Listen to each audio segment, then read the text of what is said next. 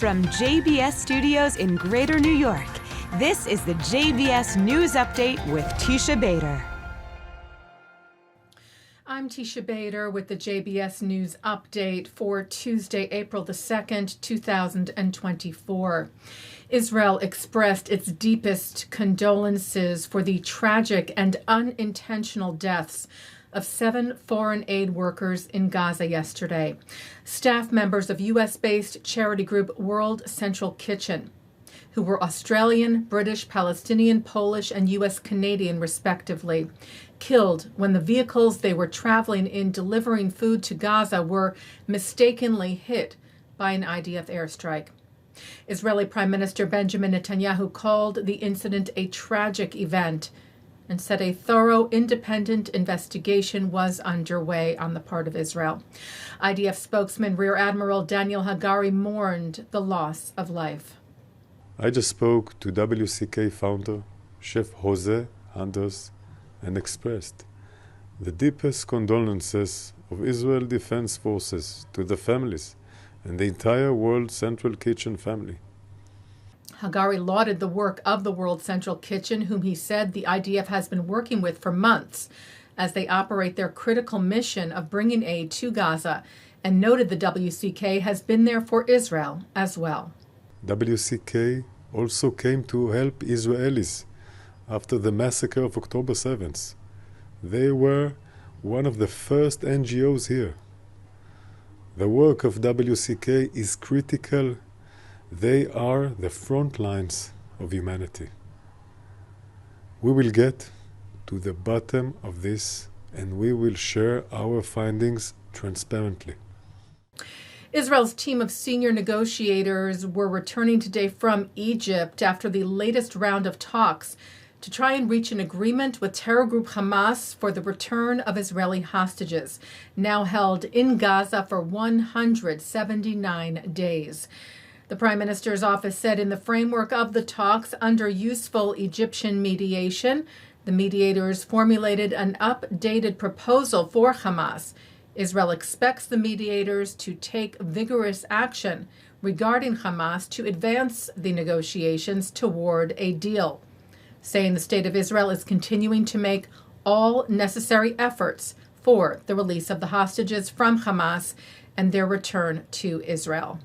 Israeli and American officials held a video conference yesterday to discuss the potential IDF operation in Rafah, seen as the last Hamas stronghold in Gaza. The White House said Assistant to the President and National Security Advisor Jake Sullivan, together with U.S. Secretary of State Anthony Blinken, convened the Strategic Consultative Group with Israeli counterparts, chaired by National Security Advisor for Israel Tzachi Hanegbi and Minister for Strategic Affairs Ron Dermer.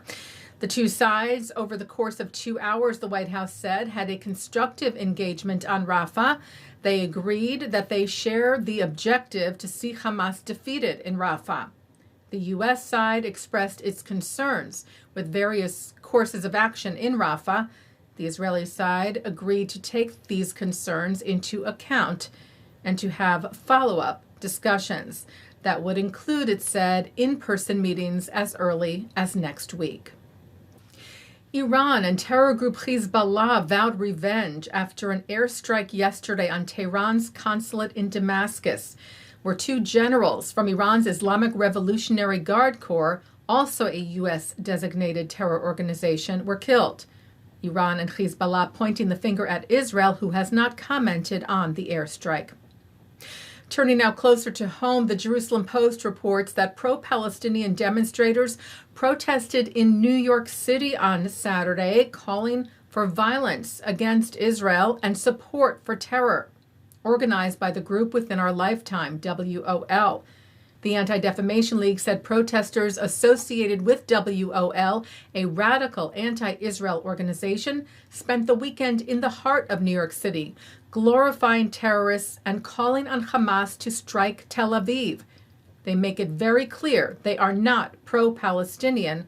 They are pro-Hamas, pro-terrorism, and anti-Israel. 2 Philadelphia area synagogues were vandalized this weekend with anti-Semitic graffiti.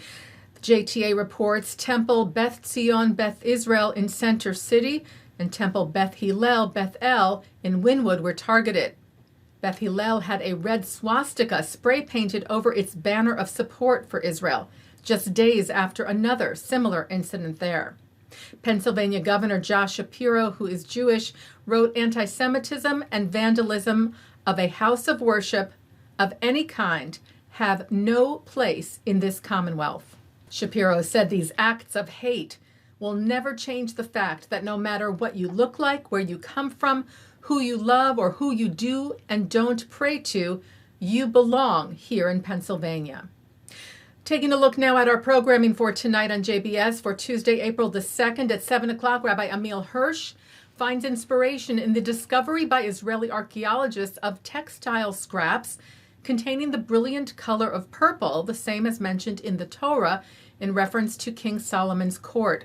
At 7:30, Eric Goldman is joined in discussion about One Life, the film by James Hawes in which Anthony Hopkins stars as Nicholas Winton, who rescued over 600 children from Nazi-occupied Czechoslovakia. At 8, Justin Pine speaks with scholar and futurist David Zvi Kalman to discuss how the future of tech might shape Jewish life and how Jewish life might shape the future. At 9, it's Rabbi Robert Wolkoff on L'chaim. At 10, it's ILTV's Insider. And at 10:30, an encore of this newscast. And coming up next, it's the ILTV's Insider. And that's the JBS News Update for Tuesday, April the 2nd, 2024. I'm Teisha Bader. Am Yisrael Chai.